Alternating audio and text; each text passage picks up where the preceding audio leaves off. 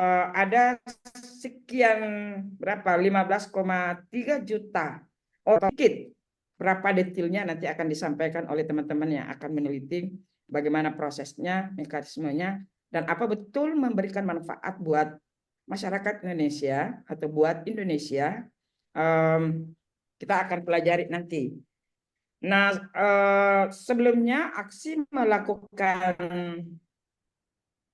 semacam tinjauan pustaka terhadap 16 proyek yang katanya diperuntukkan untuk Indonesia. Dan kajian tersebut, tinjauan pustaka tersebut akan kita bahas di dalam Zoom ini.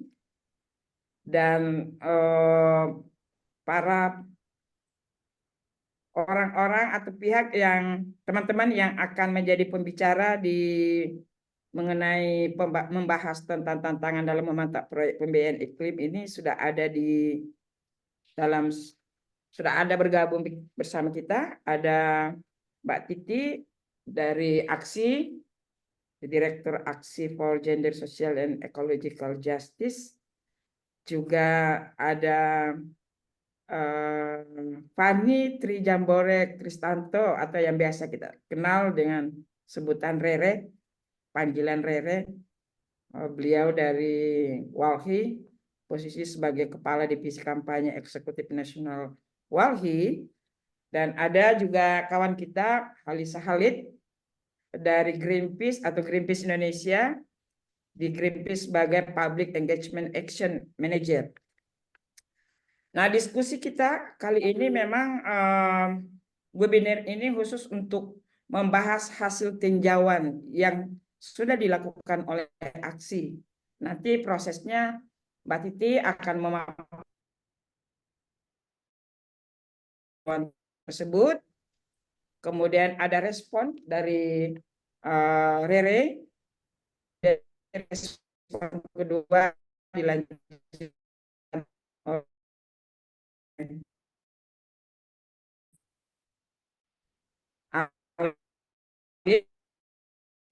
prosesnya.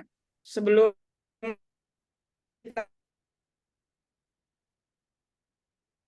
saya masuk ini direkam dan akan ada absensi dari panitia. Oke, sebentar lagi ya, sabar teman-teman.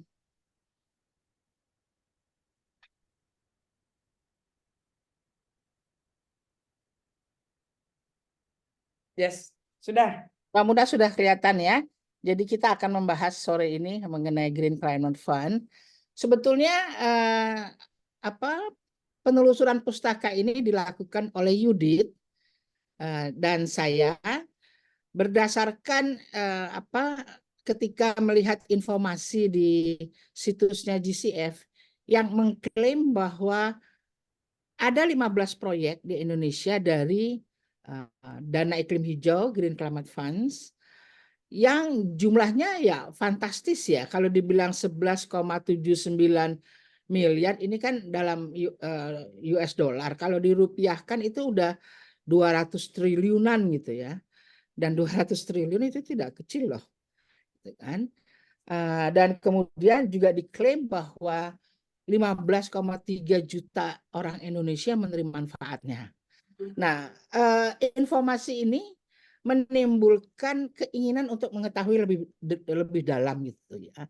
Sebetulnya proyek iklim apa yang sebetulnya telah dibiayai untuk Indonesia, di mana?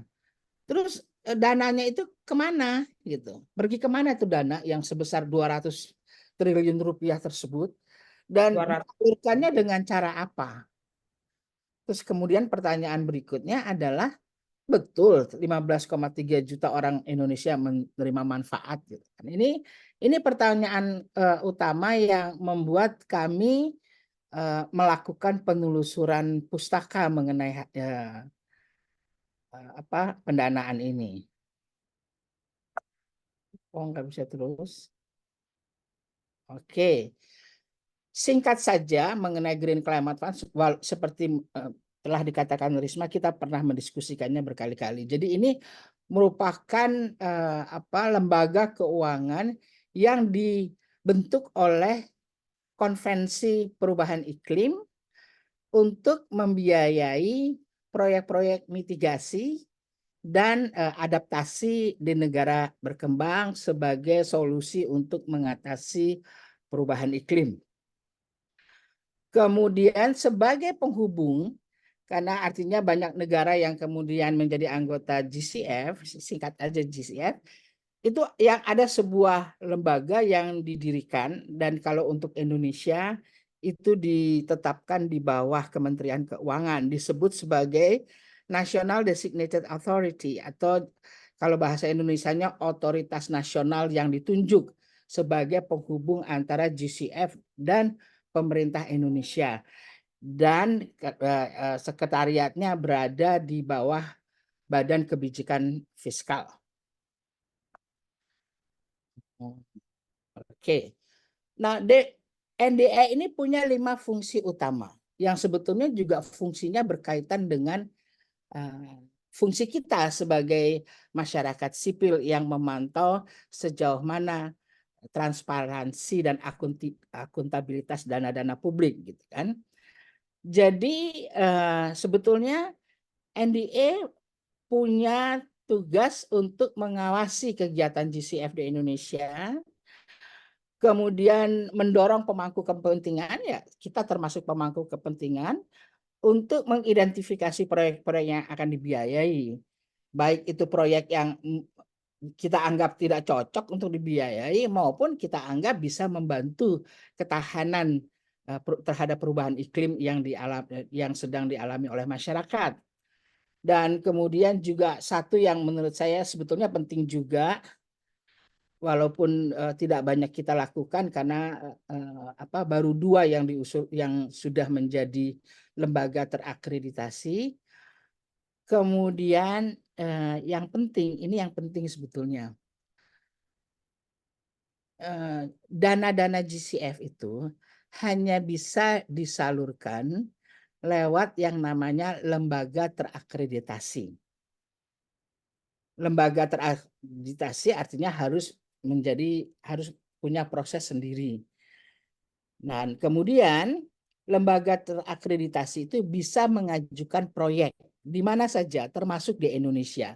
Jadi yang bisa mengajukan proyek di Indonesia itu boleh lembaga terakreditasi internasional. Siapa saja mereka? Misalnya Bank Dunia, ADB, Bank Pembangunan Korea, ada juga UNDP, IUCN, dan seterusnya. Siapa saja yang sudah terakreditasi bisa mengajukan proposal untuk melakukan proyek di Indonesia.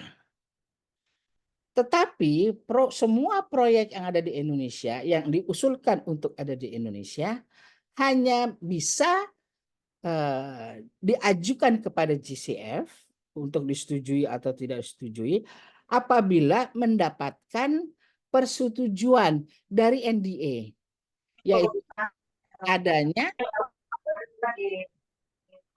surat yang bocor siapa yang bocor?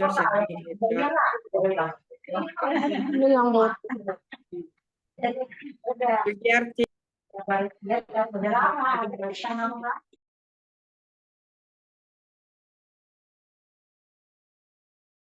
ya. Nah, jadi surat tanpa keberatan ini akan dikeluarkan oleh NDA bahwa Indonesia setuju dengan proyek itu, tidak punya keberatan. Ini sebetulnya sangat penting. Karena tanpa ada NOL, no objection letter, GCF tidak akan mengiyakan proyek yang diusulkan. Jadi ini sebetulnya peran kunci dari NDA. Oke, kemudian partisipasi dalam perencanaan. Memang semua ini sebetulnya dibuka oleh GCF dalam undang-undangnya GCF, bahwa masyarakat bisa engage, artinya terlibat untuk mengawasi, memberikan masukan, dan seterusnya, dan seterusnya. Ini sebetulnya peran dan fungsi NDA yang sebetulnya penting.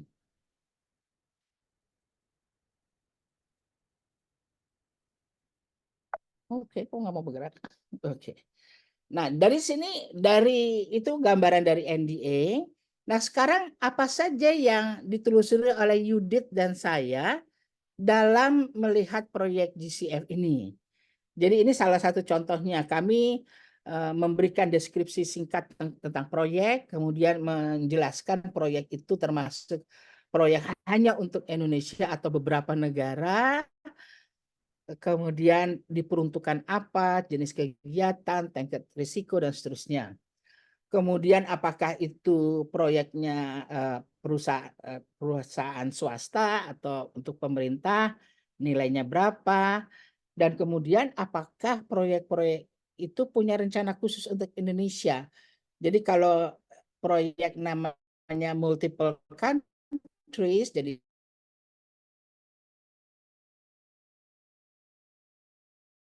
satu proyek untuk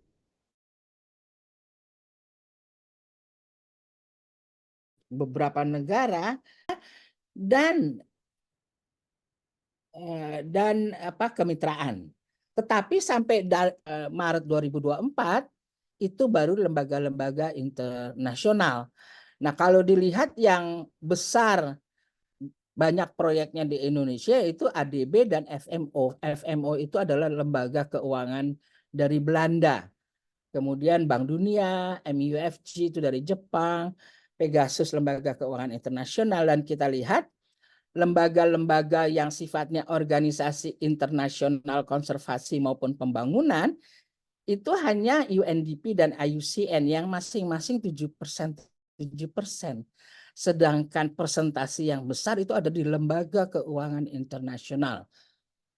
Dan kalau kita lihat juga pelaksananya ya asing. 69% itu adalah pelaksana organisasi atau lembaga keuangan internasional. 31% itu ya satu SMI dan ada beberapa bank yang di daerah. Dan di sini proyek-proyek itu 25% dari proyek-proyek yang dari 16 itu disebutkan proyek langsung.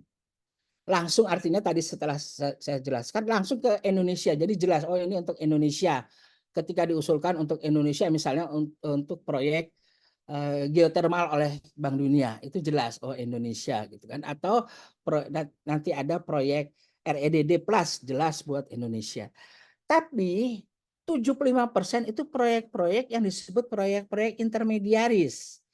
Nah, kebanyakan sifatnya lembaga keuangan seperti MUFG gitu ya, atau Pegasus. Jadi mereka tuh mendapatkan uang, minta uang untuk membuat lembaga keuangan baru atau menguatkan lembaga keuangan yang sudah ada yang dia miliki. Dan lembaga-lembaga keuangan yang mereka ciptakan itu buat atau yang sudah ada, dikatakan mereka lah yang akan mencari uang di pasar modal. Nanti ya, kalau uang sudah terkumpul, baru mereka akan bikin proyek di mana-mana termasuk di Indonesia. Kan mereka bilang mau di Indonesia. Karena itu selalu mereka katakan ya kami sedang cari uang nih gitu. Jadi belum tahu uang dari GCF itu sebetulnya modal. Seperti itu. Jadi ini kita lihat sifat perdagangan dan investasinya memang kuat di sini. Nah, proyek-proyek yang sifatnya intermediasi ini nggak bisa dicek. Sebetulnya kalau misalnya proyeknya untuk Indonesia, kan dia harus melengkapi AMDAL, harus melengkapi kelayakan dan seterusnya, kajian ini, kajian itu. Kalau sifatnya intermediasi artinya nanti proyeknya tuh nanti sub project entah kapan-kapan, dan siapa yang bisa mengawasi bahwa proyek itu tunduk pada aturan perlindungan, pada aturan masyarakat adat, indigenous people policy atau gender policy. Kita nggak tahu, informasinya nggak jelas karena nggak disediakan. Yang tersedia hanyalah janji. Oh ya, kami akan melakukan ini, kami akan melakukan itu. Jadi juga nggak ada informasi mau rencananya proyek kapan, karena mereka dari awal sudah bilang kami akan cari uang dulu, kami perlu modal untuk cari uang. Setelah dapat uangnya baru kami akan investasi di proyek. Nah, itu sifat yang intermediaris. Nah, ini yang jelas untuk sudah dikatakan untuk Indonesia. Nah, salah satunya adalah geothermal yang diajukan oleh Bank Dunia dengan pelaksananya di Indonesia PT SMI, totalnya proyek itu 410 juta, GCF 100 juta. Nah, tujuan proyek ini begini, geotermal di Indonesia itu susah berkembang, susah mendapatkan investor karena risiko eksplorasi tinggi. Jadi, Bank Dunia dengan uang GCF akan menyediakan dana siapa yang mau investasi di geotermal di Indonesia bisa mendapatkan pinjaman dana eksplorasi. Itu tujuannya. Nah, 6 tahun janjinya atau pada saat mengusulkan proyek mereka bilang ini untuk 20 lokasi proyek di Indonesia. 6 tahun setelah proyek ini disetujui, waktu itu disetujuinya Desember 2018, November 2018 sampai sekarang kita nggak tahu tuh di mana itu proyek akan dilakukan. Dan proyek berikutnya adalah REDD Plus untuk pembiayaan yang katanya sukses dalam mempertahankan keberadaan hutan di Indonesia, 103,8 juta ini yang dirayakan dengan penuh kesenangan oleh Kementerian Kehutanan dan beberapa CSO Indonesia yang mengatakan sukses dapat duit dari GCF. Kemudian ada juga dari mana nih? Ini yang nggak jelas. Ini dari Korean Development Bank kalau nggak salah.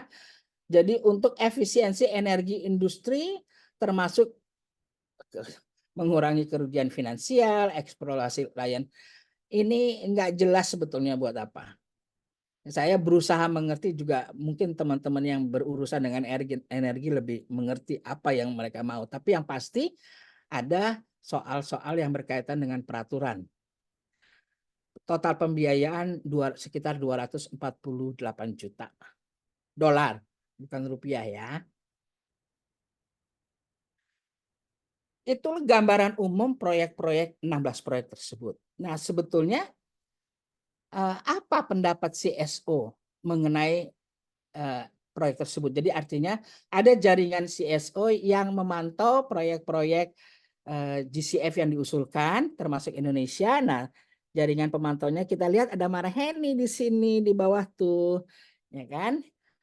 Nah, jadi CSO internasional itu tidak selalu mengatakan mereka mengusulkan supaya proyek yang diusulkan tersebut ditolak. Nah, kenapa mereka tidak mendukung? Karena semua proyek yang diusulkan itu masalahnya transparansi dan akuntabilitasnya tidak jelas, tidak tersedia informasi, malah ada usulan proyek yang sebetulnya tidak sesuai dengan standar keterbukaan informasi GCF.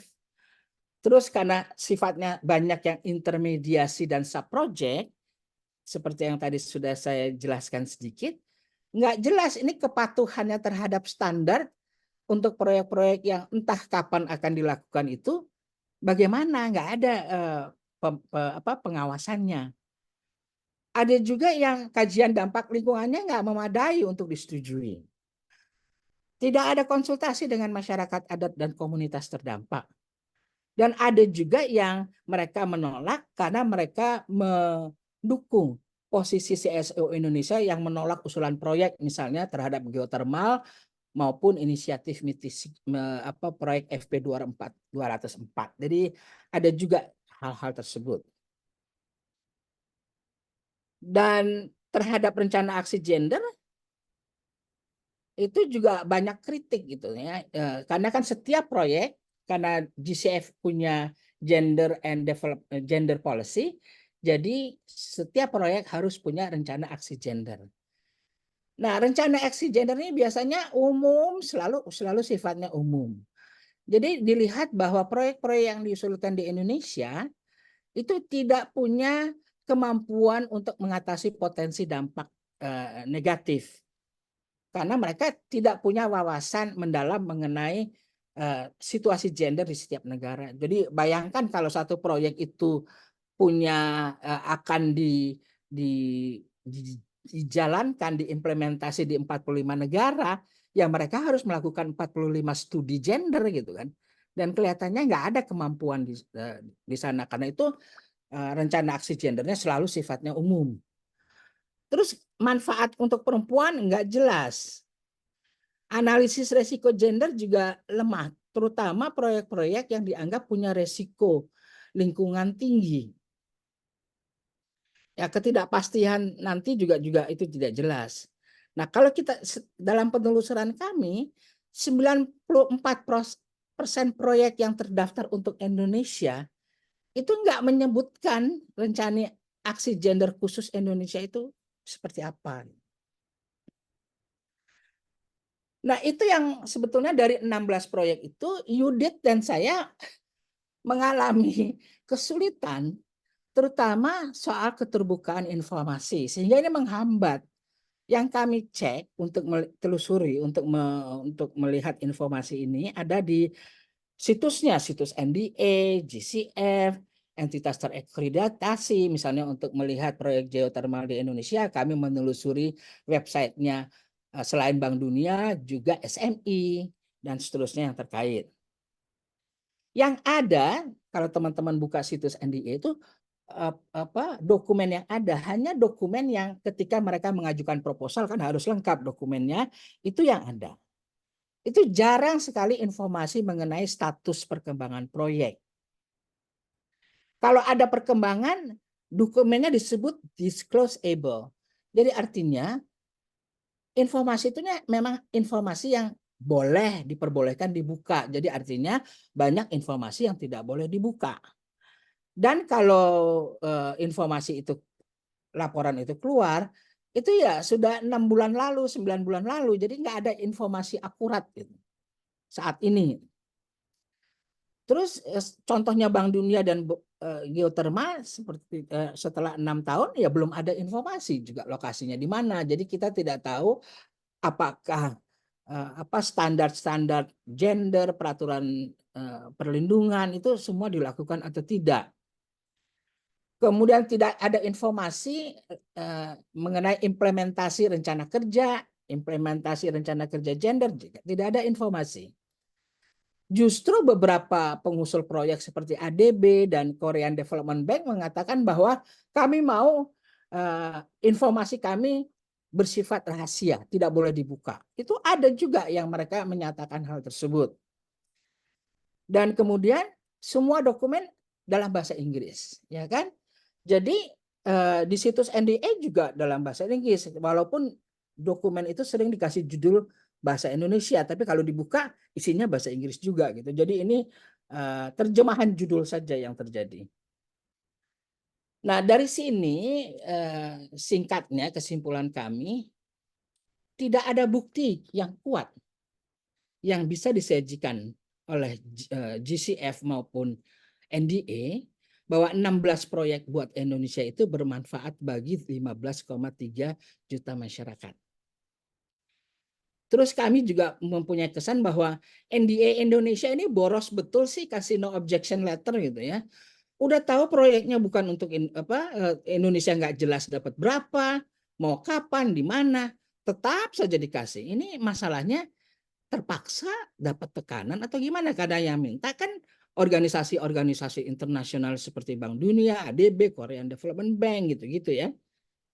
Nah, yang menerima keuntungan sebetulnya hanya lembaga keuangan internasional publik dan swasta.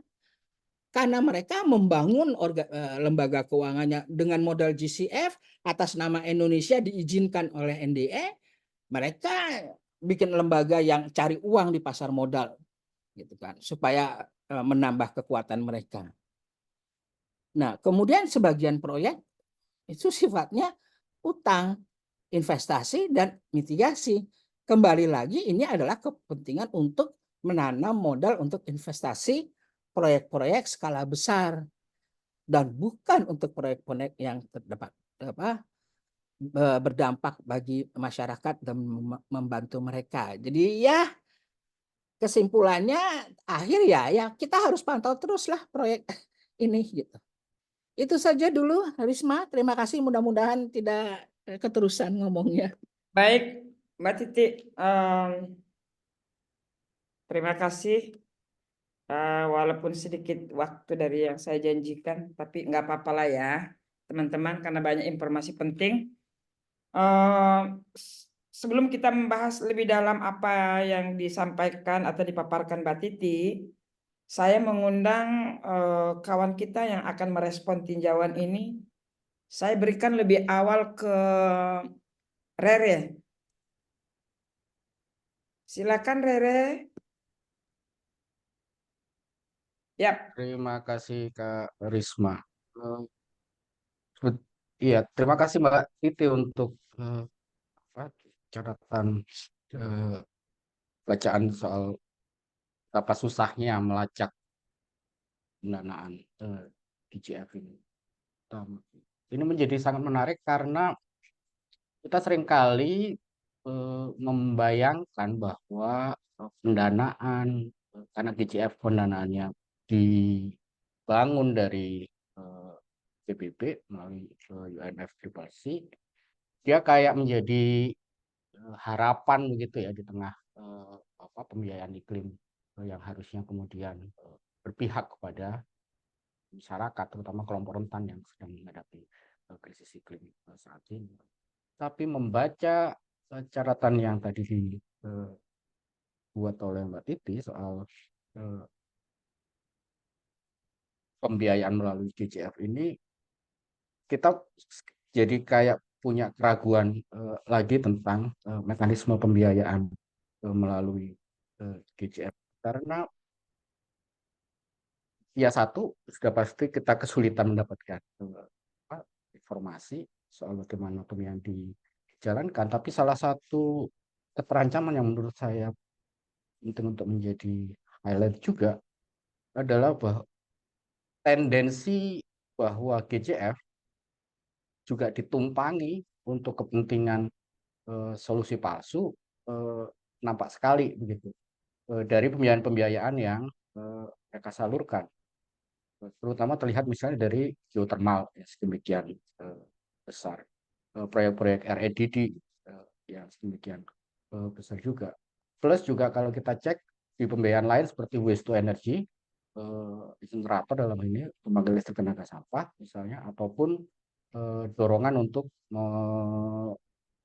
memprioritaskan kendaraan listrik dan storage baterai yang sangat butuh mineral kritis yang intensif, yang besar gitu. Dan saat ini kita juga tengah menghadapi tambahan krisis baru dari upaya pemerintah untuk memperbesar tambangan mineral kritis.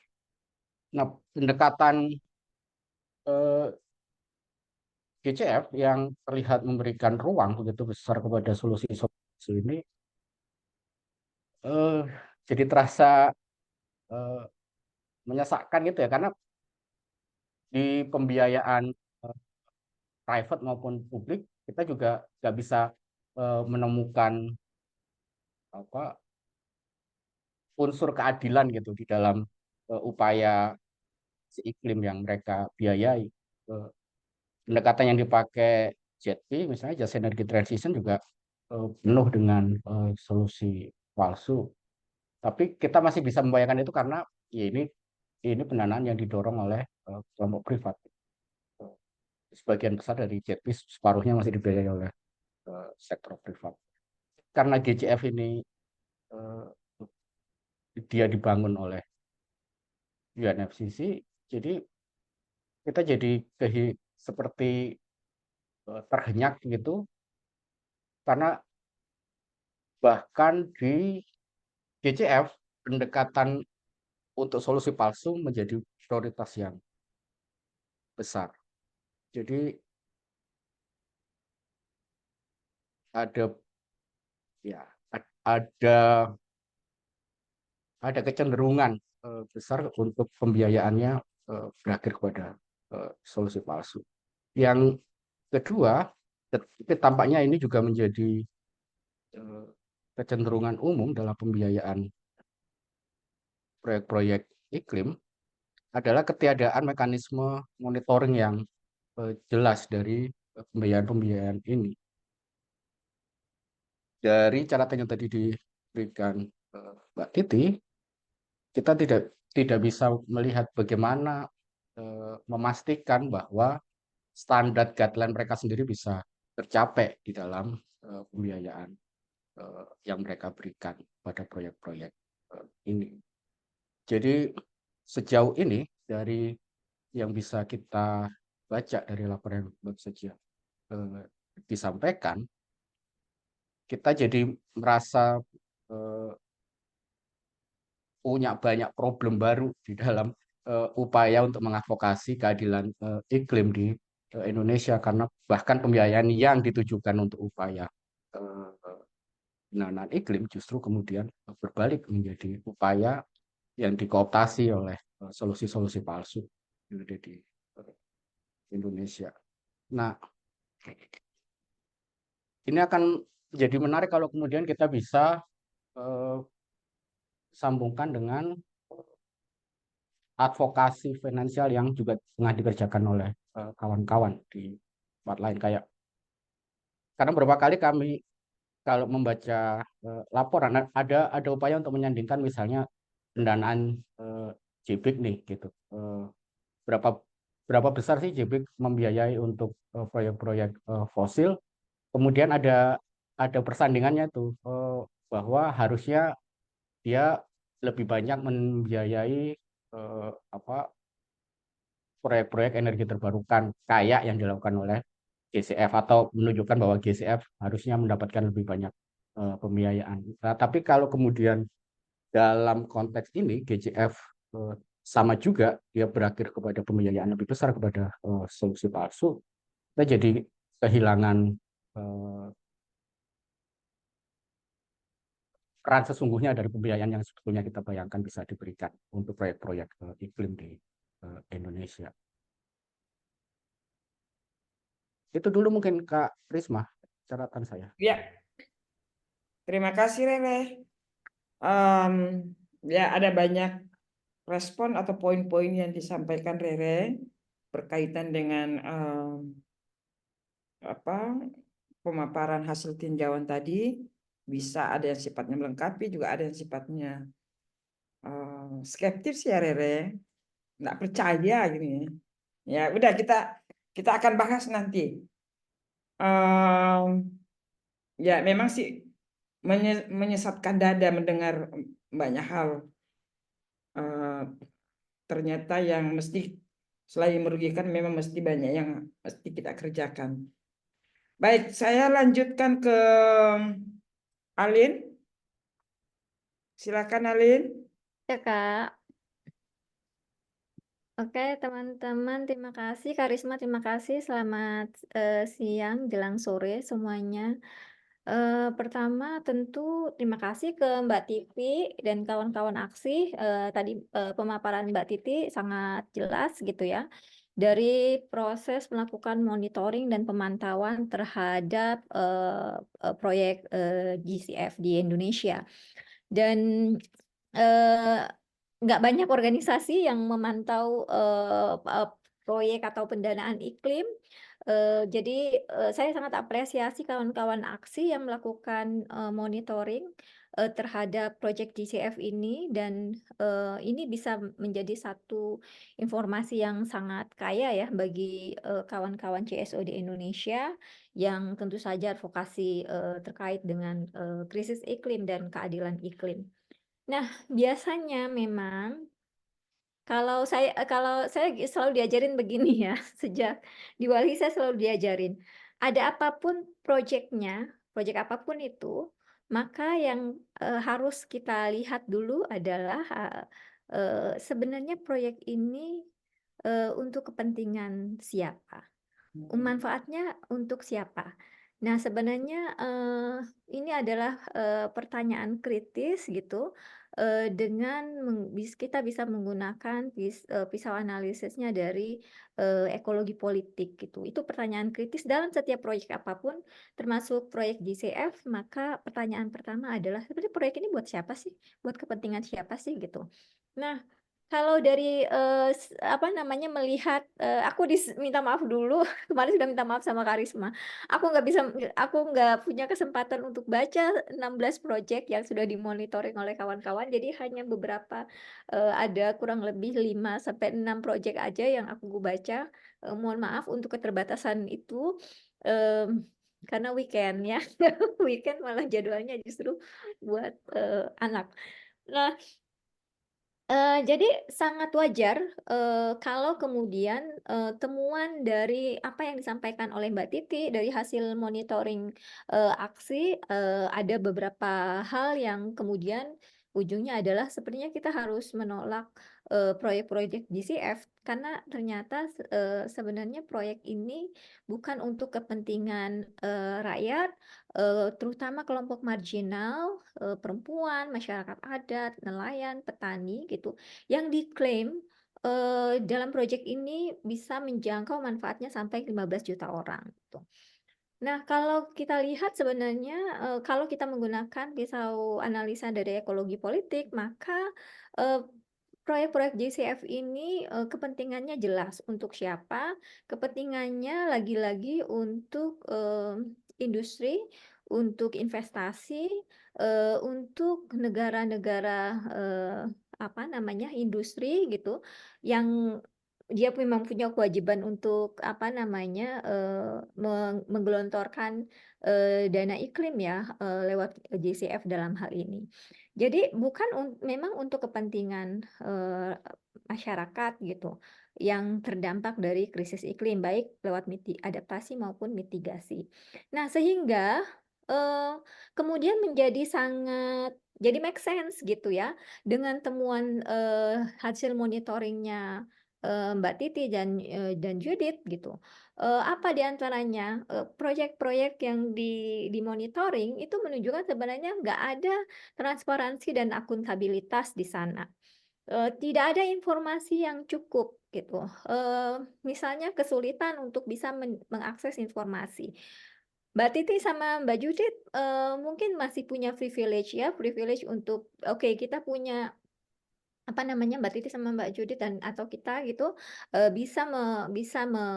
kita bisa browsing banyak informasi, kita bisa kunjungi website-website yang relevan misalnya dan dari sana aja sebenarnya faktanya menunjukkan tidak cukup transparan dan itu bisa menunjukkan sebenarnya buruknya tata kelola proyek GCF di Indonesia ini. Jadi kita bisa sebutkan buruknya tata kelola dalam pengelolaan atau implementasi proyek GCF karena nggak transparan dan nggak akuntabel. Bayangkan kita aja kesulitan, aktivis aja kesulitan untuk bisa mengakses informasi yang seharusnya bisa diakses oleh publik karena di sini ada angka yang luar biasa, yang fantastis gitu. Dan juga klaimnya kan klaim untuk rakyat ya. Jadi sebenarnya publik berhak untuk bisa mengakses informasi agar kita bisa memonitoring, mengawasi, mengawal gitu. Tapi faktanya itu kesulitan. Aktivis aja kesulitan, bayangkan bagaimana dengan masyarakat yang terdampak dari krisis iklim.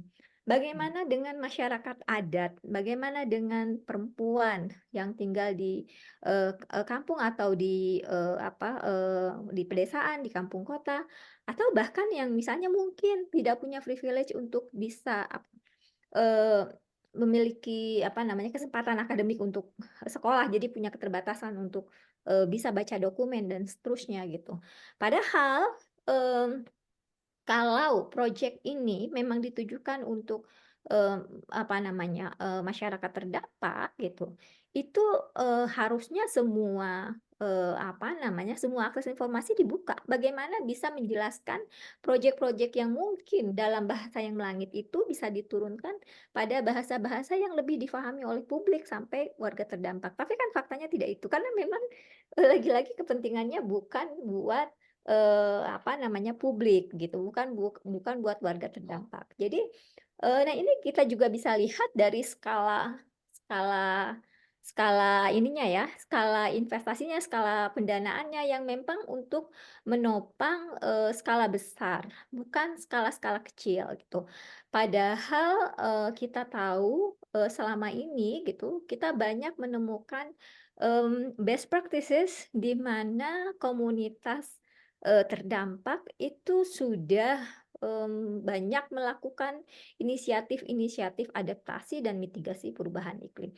Tapi mereka nggak punya justru inisiatif-inisiatif yang datangnya dari komunitas itu malah tidak bisa mengakses ketersediaan dana gitu. Ya karena pasti birokrasinya dan apalagi ya kita tahu justru gimana bisa mendapatkan akses untuk pembiayaan bagi komunitas gitu ya. Misalnya untuk energi terbarukan gitu, atau bagaimana komunitas masyarakat adat yang bisa menjaga hutan mereka gitu. Nah itu tentu untuk mengakses pembiayaannya jadi tidak mungkin gitu ya, karena memang sejak awal di setup ini memang bukan untuk kepentingan rakyat gitu, bukan untuk kepentingan kelompok marginal. Jadi make sense dengan temuan-temuan itu, ya itu tadi ya nggak transparan dan nggak akuntabel. Kemudian juga apalagi kalau melihat gender action plan-nya gitu, itu kita jadi semakin tahu bahwa memang di dalam konteks project DCF ini para pelaku-pelakunya itu gagal memahami tidak memiliki gender perspektif keadilan gender yang baik gitu. Nah, ini mungkin terjadi di banyak project juga. Misalnya gender action plan itu hanya difahami di permukaan. Misalnya, oh iya kok ada kok keterlibatan perempuan misalnya dalam satu pertemuan di waktu sosialisasi project gitu ya. Tetapi tidak memahami bahwa sebenarnya harusnya bisa melihat gender perspektif itu secara lebih jauh gitu ya. Itu tadi gimana mereka mau seperti yang Mbak Titi sampaikan ya, gimana mereka mau menyusun dengan sangat baik gender action plan-nya. Mereka nggak memahami kondisi perempuan di tiap-tiap negara. Kalau kita breakdown lagi di Indonesia itu kan juga kompleks gitu. Kondisi perempuan di Indonesia berbeda-beda dari satu wilayah ke wilayah yang lain gitu. Bahkan dengan geografi yang berbeda tentu lebih punya tantangan yang lebih besar lagi gitu. Jadi kalau mereka tidak memahami itu dengan baik, maka ya seperti yang kita lihat gender action plan-nya di permukaan dan barangkali akan diklaim aja dan sudah sering diklaim ya. Misalnya juga banyak industri yang bilang, oh enggak kok kita udah cukup mengakomodir perspektif gender dengan apa? Oh ada karyawan kami yang perempuan gitu. Atau di training kami ada peserta perempuan gitu. Nah itu sebatas itu pemahaman mereka soal gender perspektif. Nah, ini lagi-lagi make sense karena memang sejak awal ini bukan untuk perempuan ya. Jadi project ini mohon maaf ya kita perempuan kalau mereka klaim berpihak pada perempuan atau untuk kepentingan perempuan, maka dari temuan monitoring ini bisa dibilang, oh maaf, ini bukan untuk kepentingan perempuan ya. Karena kalian aja kita aja gitu nggak bisa diberikan, nggak dikasih akses, nggak dikasih informasi yang cukup gitu untuk kita bisa tahu di mana sih proyek-proyek itu ada di kampung saya atau enggak gitu. Kan bisa jadi gini, perempuan yang banyak melakukan perlawanan di wilayah-wilayah itu gitu, itu juga ada yang memang mesti misalnya ada pihak luar seperti kawan-kawan solidaritas perempuan, WALHI gitu ya, yang tahu ada proyek yang berbahaya di satu wilayah dan kemudian dari situ masyarakat bergerak gitu. Karena kenapa gitu? Ada beberapa kasus memang perlu ada semacam pemicu eksternal gitu ya. Karena memang selama ini ya keterbatasan masyarakat untuk bisa mengakses, oh ternyata kampungku itu ada proyek GCF loh gitu. Kok aku nggak tahu ya, yang sementara kan yang tahu adalah kita gitu, yang nggak tinggal di kampung itu. Nah, jadi begitu, perempuan, masyarakat adat jadinya tidak memahami, tidak tahu, karena memang lagi-lagi kepentingannya bukan untuk kepentingan perempuan. Jadi kalau sejak awal kepentingannya untuk kepentingan perempuan, kepentingan rakyat, pasti mereka akan memikirkan bagaimana kita publik bisa mendapatkan akses informasi yang cukup, sampai kemudian meminta persetujuan kita, melibatkan partisipasi kita secara bermakna gitu ya. Nah itu akan dibuka tuh ruangnya gitu. Kalau memang sejak awal kepentingannya untuk kepentingan publik, untuk kepentingan perempuan. Nah, kemudian tadi Rere udah dengan sangat baik menjelaskan ya. Kalau dilihat dari proyeknya ini justru kekhawatirannya adalah sebenarnya ada banyak eh, solusi-solusi palsu yang disusupin masuk dalam proyek atas nama krisis iklim, atas nama penanganan krisis iklim. Nah, memang di sini tentu kehati-hatian kita dalam melihat proyek atau pendanaan iklim. Nah, yang lain mungkin ini apa ya, masuk pada yang lebih umum selain dari proyek-proyek yang sudah disampaikan. Saya ingin mengajak kita untuk melihat lagi bahwa sebenarnya pendanaan iklim yang datang melalui proyek apapun termasuk proyek GCF ini harus kita pahami sebenarnya ini apa ya, harus kita pahami dasarnya dalam arti bahwa sebenarnya ada utang ekologis yang itu menjadi tanggung jawab negara-negara industri kepada negara-negara dunia ketiga, negara berkembang dan negara miskin gitu ya, atas apa namanya, praktik ekstraksi dan eksploitasi sumber daya alam yang sangat panjang. Sehingga sebenarnya itu menjadi kewajiban mereka, menjadi tanggung jawab mereka untuk bisa mengeluarkan dana iklim gitu. Sehingga kalau kita meletakkannya itu sebagai utang ekologis, ecological debt ya kalau dulu kita kenal apa namanya penyebutannya, maka ya harusnya mekanismenya bukan melalui utang gitu. Mekanisme melalui utang ini justru akan semakin apa namanya, semakin jauh dari semangat tanggung jawab negara industri atau polluters gitu ya. Maka menjadi semakin apa kecurigaan kita gitu ya, bahwa sebenarnya berbagai pendanaan iklim yang digelontorkan melalui proyek-proyek termasuk apa namanya GCF ini gitu ya. Ini apa nih? Ini sebenarnya melanggengkan kolonialisasi gitu. Nah, ini sebenarnya jadi karena kalau di saat ini di global itu sedang ada inisiatif yang kita sebut dekolonialisasi gitu. Ini untuk apa sebenarnya mengcounter atau menjawab apa keengganan juga dari negara-negara industri untuk tanggung jawab gitu ya. Nah, dengan ya kita sebut beberapa proyek-proyek itu dengan stempel hijau, stempel greennya, stempel iklimnya gitu ya. Justru jangan-jangan sebenarnya untuk melanggengkan kolonialisasi yang itu kolonialisasi ekonomi terutama ya kawan-kawan, tidak selalu kolonialisasi itu kolonialisasi apa namanya ekspansi seperti apa seperti saat ini yang terjadi di Gaza gitu dengan Palestina. Nah, tapi ada kolonialisasi ekonomi gitu. Stempelnya adalah stempel green, stempelnya iklim gitu ya, proyek-proyek pendanaan iklim. Nah ini yang ke depan mungkin akan menjadi tren. Jadi selain kita menghadapi apa namanya ekstraksi sumber daya alam ya, kita juga akan menghadapi konon apa disebut sebagai solusi, tapi sebenarnya dia jadi cara baru untuk bisa apa namanya kembali mengakumulasi profit gitu. Nah, besok-besok konflik agraria itu bukan hanya ada industri tambang masuk. Besok-besok konflik agraria, perampasan hutan, ya itu karena ada proyek iklim gitu.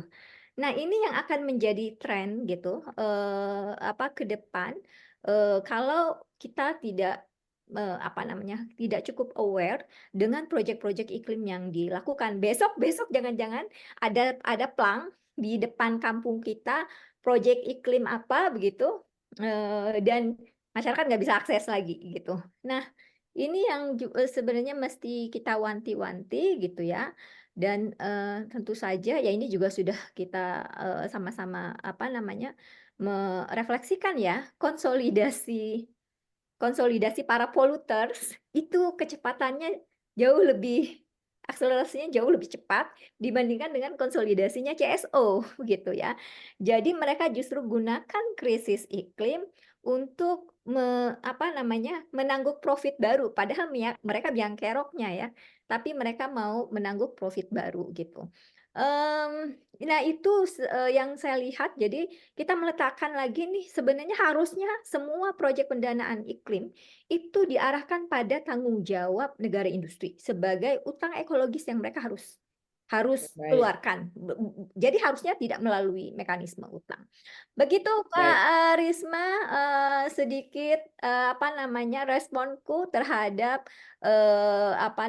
hasil dari laporan dari monitoring kawan-kawan aksi terkait dengan proyek BCF. Terima kasih, aku kembalikan ke Kak Risma. Terima kasih Alin atas pandangan atau respon yang sudah disampaikan dan cukup detail, baik juga kepada Rere tadi. Terima kasih. Nah, saya kembalikan dulu sebelum kembali ke Mbak Titi, saya mengingatkan ke teman-teman buat ada yang mau klarifikasi, yang mau bertanya atau mau memberi opini, silakan kawan-kawan tulis di kolom chat. Nanti saya akan bacakan kalau masih ada waktu, kembalikan ke 3 narasumber kita. Saya kembali ke Mbak Titi untuk menambah atau klarifikasi hal-hal yang disampaikan oleh Alin dan Rere. Ya, Pak. terima kasih Rere Alin atas ulasannya. Memang demikian adanya. Itu memang situasinya demikian.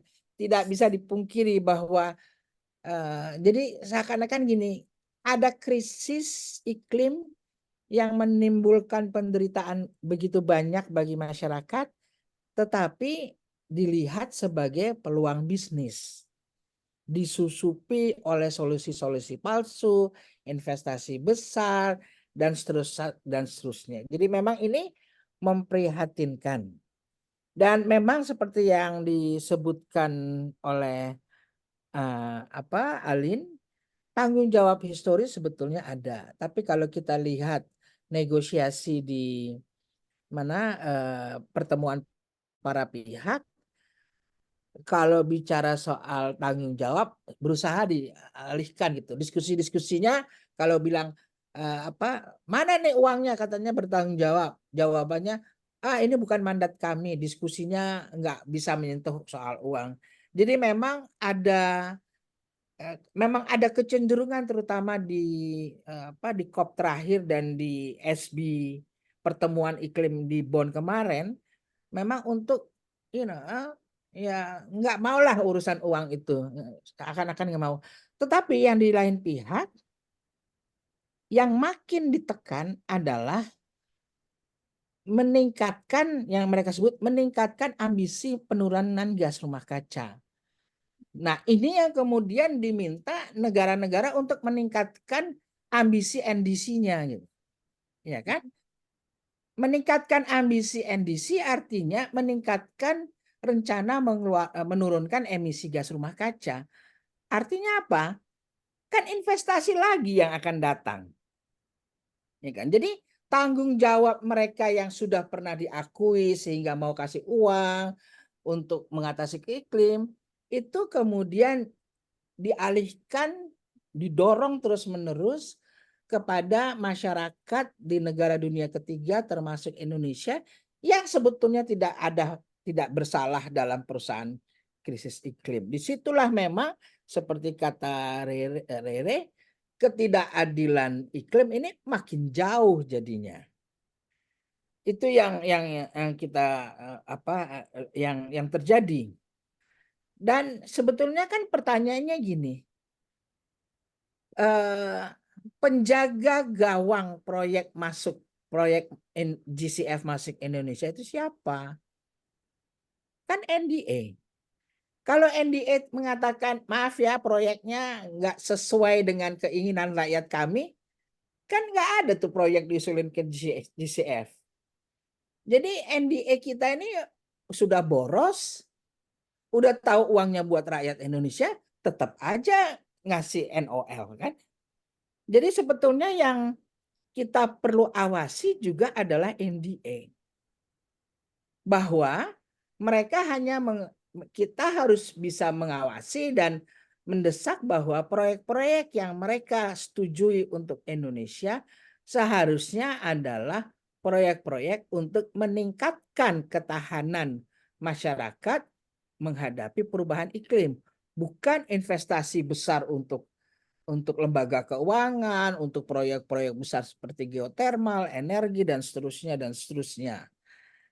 Jadi memang sasaran advokasi kampanye itu memang perlu ke NDA dengan melihat bahwa karena di GCF sendiri ruang-ruang mekanisme keterlibatan masyarakat sipil publik itu ada, hanya saja ya enggak di masyarakatnya belum melakukan penekanan untuk itu, NDA-nya sendiri belum walaupun sudah mengundang untuk melakukan ini review dan seterusnya, tapi belum mempunyai mekanisme pelibatan bukan saja untuk secara umum kasih masukan, tetapi juga untuk ini nih ada proyek nih, bagaimana pendapat kalian?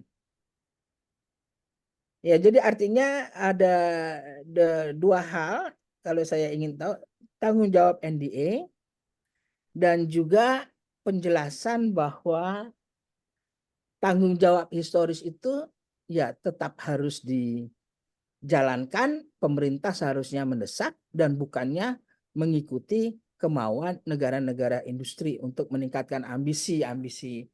Sebetulnya kan ambisi mereka untuk investasi, bukan ambisi kita untuk itu. Oke, Risma begitu aja dulu. NDA kita Baik. kayaknya follow the money ya, Mbak. Ya, Ngikutin kemana duit. ya, atau mungkin takut bisa juga dalam tekanan menghadapi lembaga keuangan. Itu kan lembaga keuangan besar semua, ADB, Bank Dunia, Ya, World Bank gitu kan. proyek lainnya bisa dibatalkan kalau dia tidak kasih rekomendasi, Mbak. Ya, macam-macam lah, bisa follow the money, bisa tekanan dan seterusnya.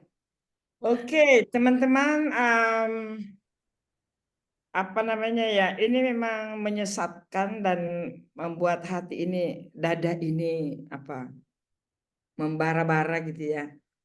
Sebab ternyata hampir ya 16 proyek yang dipaparkan oleh Mbak Titi itu ternyata memang bukan lagi memang ternyata sudah menimbulkan atau berpotensi menimbulkan persoalan baru dan itu bukan untuk kepentingan rakyat, apalagi rakyat yang mengalami dampak. Itu jelas kepentingannya siapa dan itu bukan mengatasi solusi krisis iklim, tapi lagi-lagi untuk kepentingan investasi, utang, dan di balik itu semua pemerintah kita ternyata memang juga bermasalah dalam hal ini.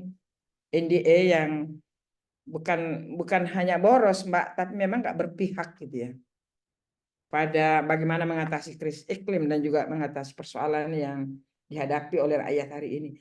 Alin juga banyak memaparkan, ada mengingatkan kita kembali bahwa betul apa yang ditemui, apa yang dilihat oleh aksi itu memang faktanya begitu, bahwa memang itu bukan untuk kita. Dan proyek ini, bahkan si Rere tadi mengatakan proyek ini hampir proyek itu mesti kita harus pantau dan layak untuk ditolak sebab itu tidak bermanfaat.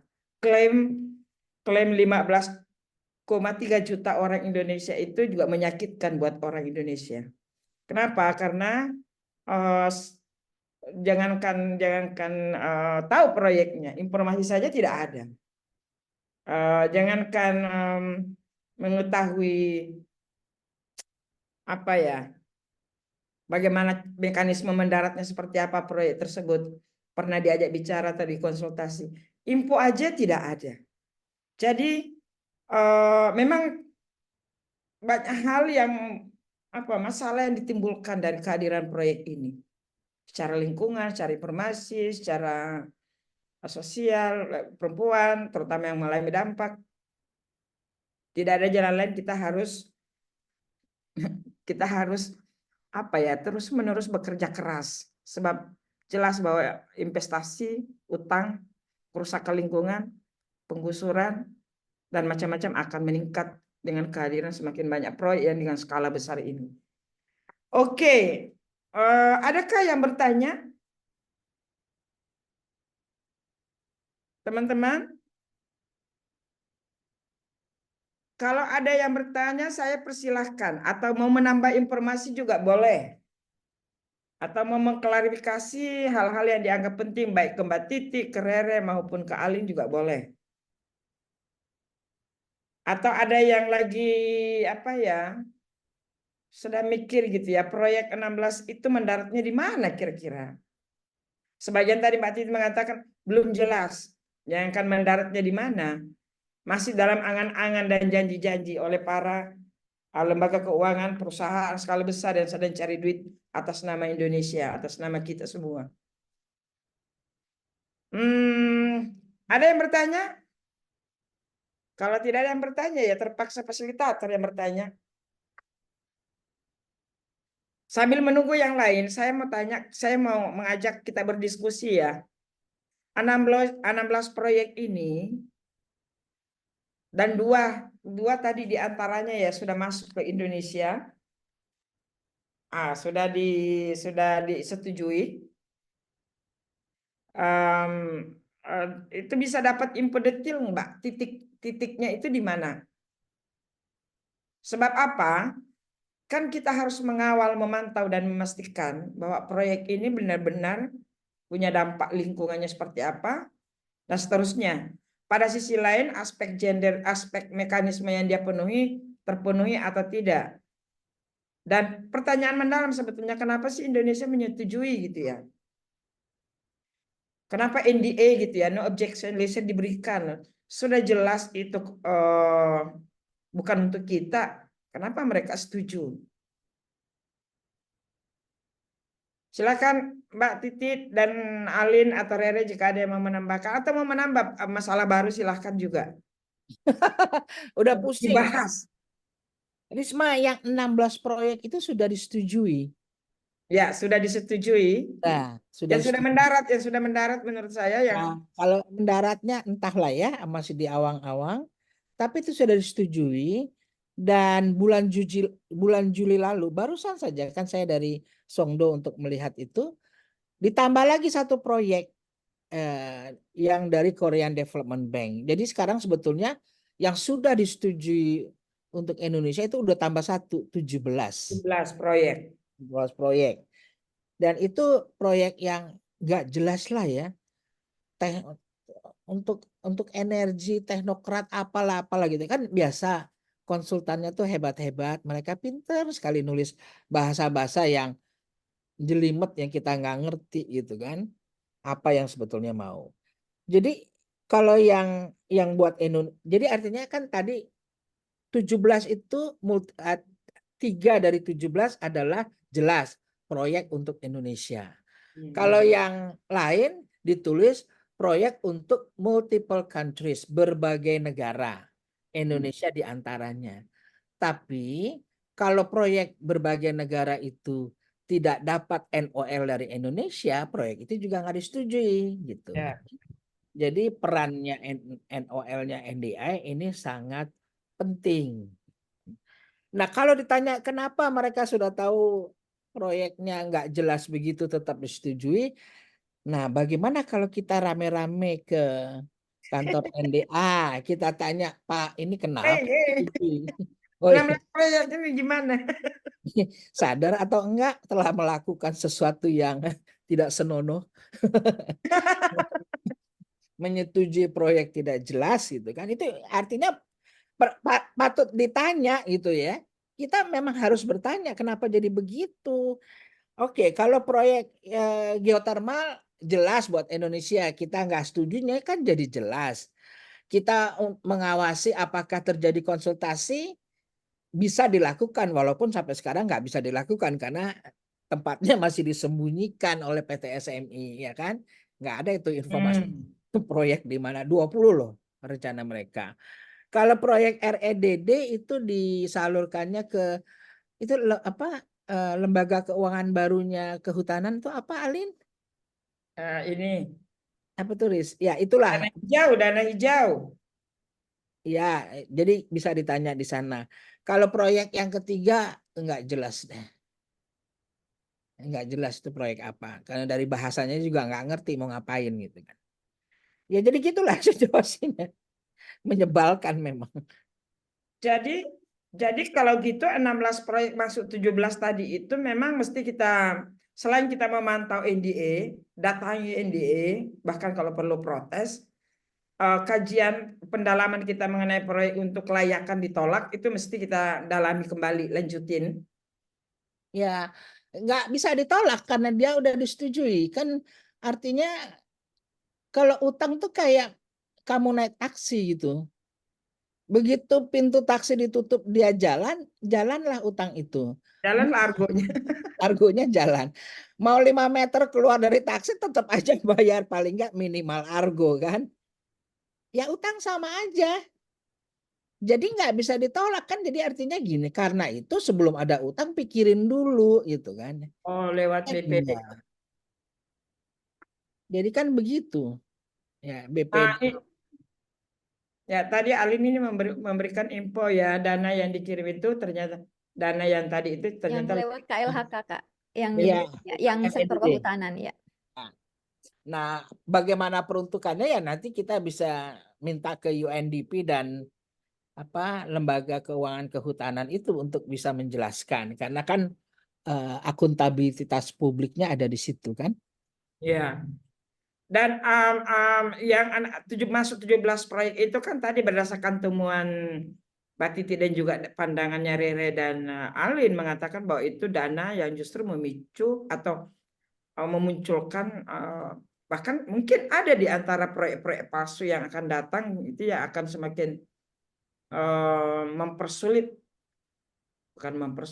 menambah beban kerja dalam konteks advokasi proyek-proyek palsu yang atas nama krisis iklim di Indonesia.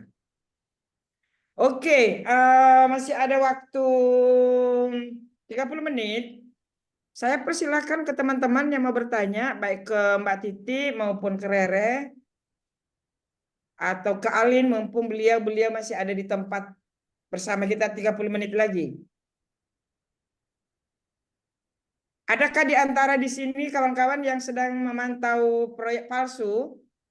Siapa tahu salah satu proyeknya yang sedang dipantau itu jadi incaran juga. NDB ini siapa ya? Oke. MDB.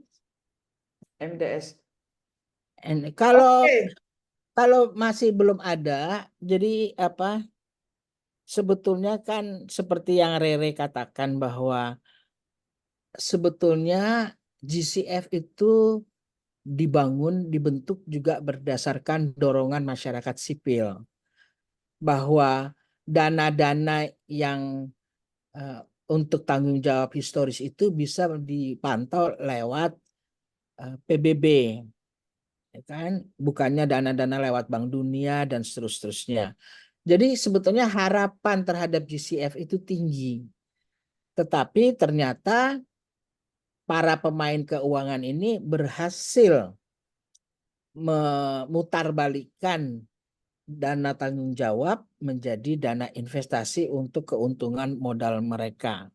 Dana utang. Ya, tapi kan bagaimana? Apakah kita mau menolak GCF gitu kan?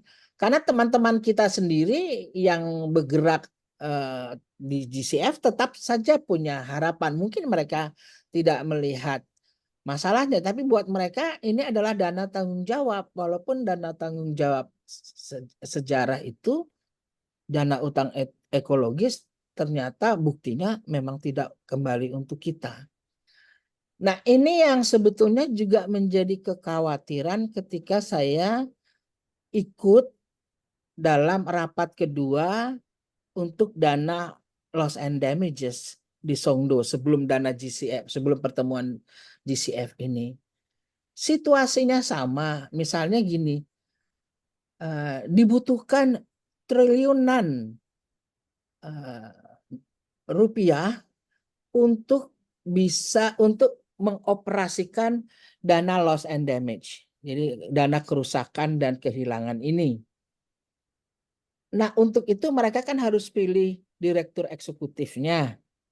Jadi satu hari debat soal bagaimana formulasi untuk aplikasi formulasi untuk mencari lowongan kerja gitu kan. Karena mereka mendiskusikan apakah perlu menyebutkan bahwa direktur eksekutif punya kemampuan mencari uang banyak gitu. Nah, kan jadinya yang bisa mencari uang triliunan kan manajer-manajer hedge funds, manajer-manajer lembaga keuangan global. Padahal ini kan dana untuk orang-orang yang rumahnya hancur, tanahnya hilang akibat perubahan iklim. Seharusnya kan direkturnya punya latar belakang humanitarian, punya latar belakang development, walaupun developmentalis ya nggak apa-apa lah ya. Tapi kan kalau latar belakangnya adalah mencari uang banyak ya hanya manajer keuangan internasional kan. Jadi ini dana buat orang menderita atau kembali lagi kekhawatiran saya ini dana akan menjadi peluang bisnis lagi untuk perusahaan-perusahaan investasi terutama sekarang yang banyak bermain kan perusahaan-perusahaan keuangan. Jadi ya gitu Alin, Rere, Risma, kecenderungannya menjadi begitu. Ya. Itu yang Mungkin menyedihkan sebetulnya.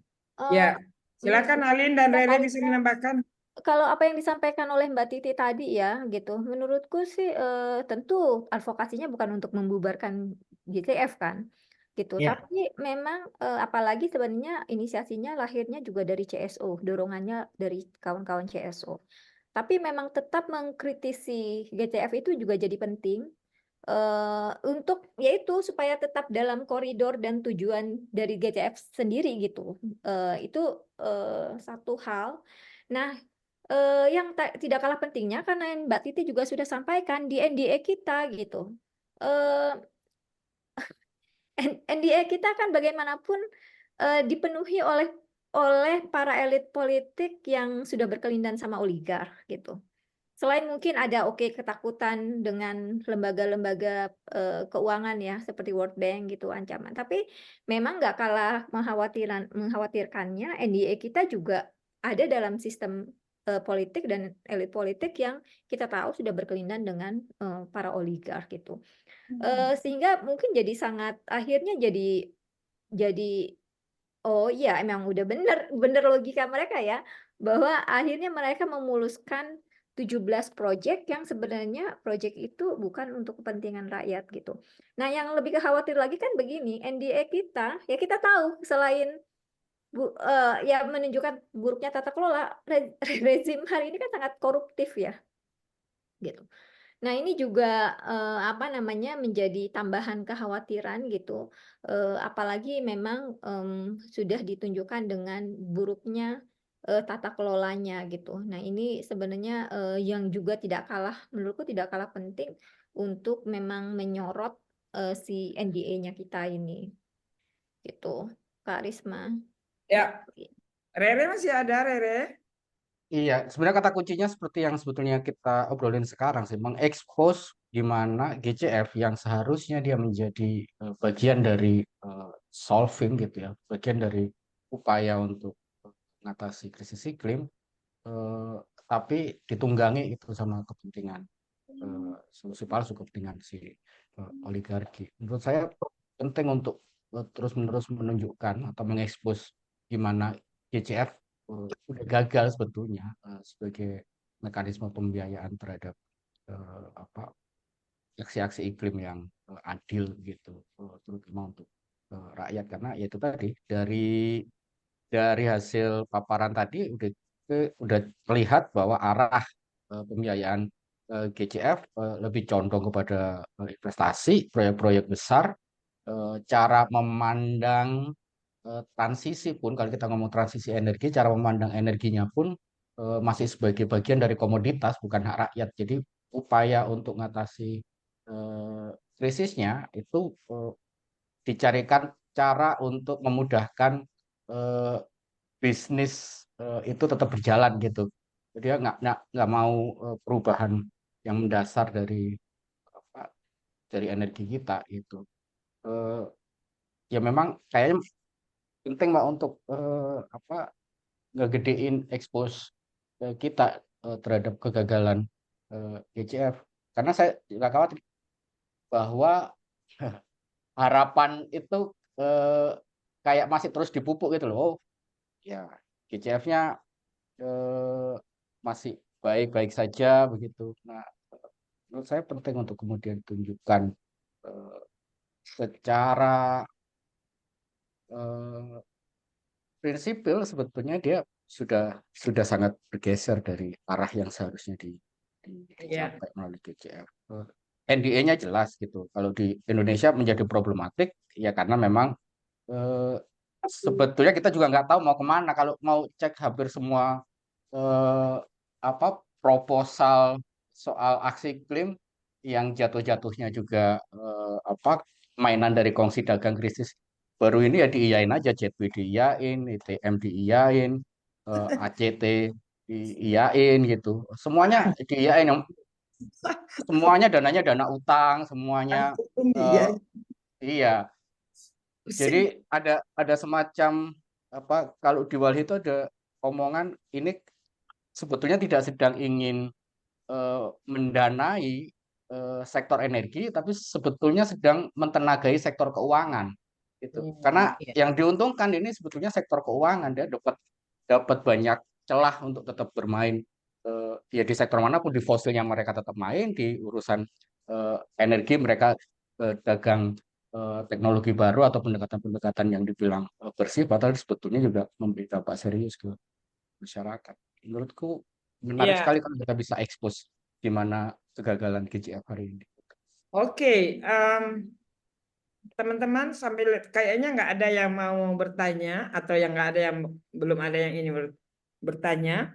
Alin tadi memang ini materi yang apa ya, materi yang kita diskusikan ini adalah materi yang basis data, kajian dan analisis yang membutuhkan juga pemahaman yang sebetulnya bukan baru ya, karena GCF dan proyek-proyek Indonesia bukan hal baru kita diskusikan. Tetapi memang kita dituntut untuk apa ya, berdiskusi itu atau mengkaji itu berbasis fakta data, karena kita berhadapan dengan korporasi, berhadapan dengan keuangan negara, sementara si perjuangan untuk bagaimana dana GCF ini benar-benar seperti yang kita inginkan, seperti semangat berdirinya Green Climate Fund untuk mengatasi krisis, untuk mengatasi penderitaan yang dihadapi oleh banyak negara-negara berkembang, untuk mengatasi kerusakan yang ada. Tapi fakta bahwa GCF itu dimanipulasi oleh pihak-pihak yang dalam hal ini bisa sifatnya perusahaan, lembaga keuangan, dengan berubah dari dana untuk kemanusiaan untuk krisis menjadi dana kita ya seperti tadi yang disampaikan Rere. Karena ini dianggap diskusi penting sebenarnya, menurut saya ya, ini diskusi penting karena melibatkan klaim mereka sudah sekian ribu rakyat Indonesia yang diberi manfaat dari proyek ini.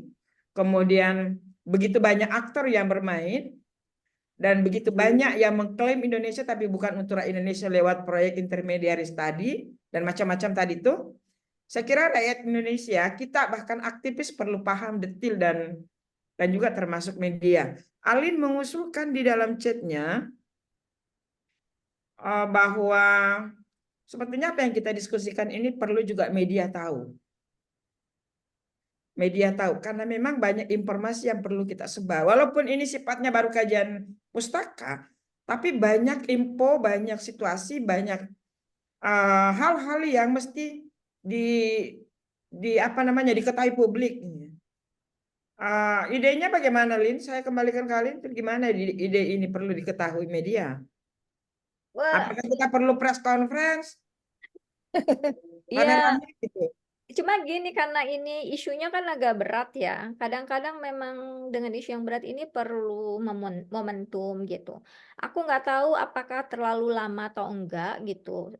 Yang pas itu memang COP, tapi COP mungkin gini, kalau misalnya kita akan memperbesar itu di COP, kalau ada keperluan untuk melengkapi lagi kajian ini gitu, jadi kita bisa apa namanya, bisa publish-nya yang ya dengan press conference atau apapun ya, mungkin diskusi publiknya offline dengan mengundang media gitu, itu menggunakan momen COP. Mungkin pas karena yang kita mau sasar kan itu ya, GCF dan NDE kita gitu.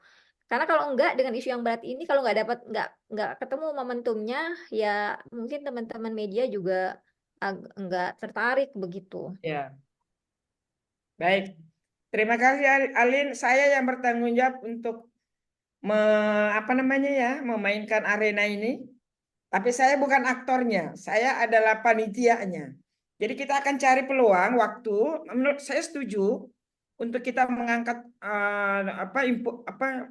informasi penting ini, dan mungkin juga ada yang kalau ada yang perlu dilengkapi, dan juga kawan-kawan yang bekerja di hulu hilir itu juga perlu paham. Dan perlu juga kita ingatkan kembali bahwa statement Mbak Titi tadi, salah satu untuk mendorong GCF memainkan area yang seharusnya GCF untuk rakyat itu untuk arena bisnis, itu mendorong Indonesia untuk selalu menaikkan GRK. Dan kita tahu Indonesia hari ini kan dalam bulan-bulan ini kan sedang membangun NDC, New NDC katanya. Dari diskusi-diskusi percakapan yang muncul di Second NDC, Kak. ya, Second NDC. ya, salah satunya kan lewat jalur itu. Karena hampir seluruh proyek, 16-17 proyek itu selalu mengklaim juga bahwa dia inline dengan kepentingan Indonesia lewat NDC tadi. Nah, pemerintah Indonesia kan sedang bangun, dan kita lihat muara-muaranya, arah-arahnya sudah jelas bahwa tidak banyak informasi publik yang dibuka ke civil society. Yang kedua, itu kelihatan sekali kepentingan proyek-proyek industri karena dia konekan dengan CETP itu, proyek energi, termasuk geotermal, dan seterusnya. Dan nuansa dana utang, sumber utang investasi juga nampak terlihat. Jadi artinya saya mau mengatakan bahwa bagaimana mensinergikan gitu ya, antara apa yang kita bahas ini dengan momentum Indonesia sedang membuat new NDC dan juga menuju COP, sehingga pengetahuan aksi-aksi advokasi dan pendidikan publik juga perlu kita maksimalkan. Apakah ada chat? Oh, bulan Agustus ya, Lin. Bagus juga tuh kita buat dana ini, jadi bukan GCF-nya yang kita bahas, dana iklim lewat Green Climate Fund ini, relevansinya dengan NDC seperti apa juga kita bisa kaji atau kita bisa lakukan lewat, saya tidak tahu apakah perlu ada diskusi publik atau press conference. Dan Alin dan Rere mau nggak mau saya akan kejar Anda berdua untuk tetap kita kolek kolek pengetahuan, kolek pengalaman. Kabur Greenpeace Indonesia dan Walhi plus Aksi dan kawan-kawan juga yang mau terlibat di sini. Ada banyak organisasi ya di sini ya, kawan-kawan yang terlibat boleh bergabung. Ada yang saya sebutin ya, ada beberapa organisasi yang mungkin saja kita bersepakat untuk melakukan sesuatu. Kalau memantau Green Climate Fund sudah pasti, tetapi dalam waktu jangka pendek yang memungkinkan bisa kita lakukan adalah dua hal itu.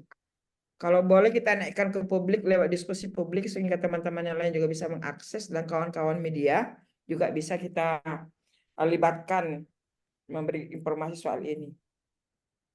Masih adakah pertanyaan? Tidak ada pertanyaan dari room, dari teman-teman, tapi banyak yang meminta presentasi. Kayaknya butuh. Tidak hanya presentasi. Gini, buat yang ada di dalam room, kita akan kirimkan presentasinya, tapi kita juga akan mengirimkan apa tuh namanya ya, hasil kajiannya ya. Aksi akan layout dulu, dan karena memang ini dalam bahasa Inggris, sedang diterjemahkan, kemudian dikirim ke kawan-kawan bahasa Indonesianya, baik Rere dan Alin dan juga seluruh kawan-kawan yang terlibat. Saya pikir itu, saya tidak mau perpanjang lagi nih karena waktunya udah hampir habis juga. Buat yang belum bertanya, silakan pelajari nanti bukunya ya.